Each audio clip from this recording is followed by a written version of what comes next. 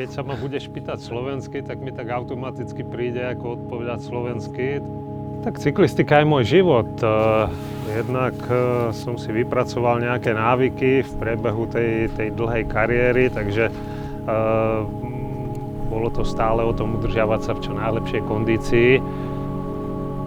Ja som si splnil to, čo som si splniť asi chcel, alebo aspoň som sa o to pokúsil, ale som v cyklistike stále aktívny.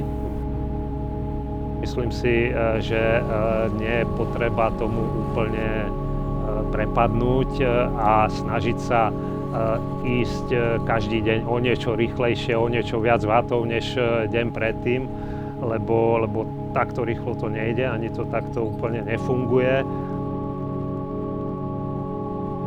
Hlavne sa snažím ísť za tým dlhodobým cieľom a vytrvať v tej konzistencii.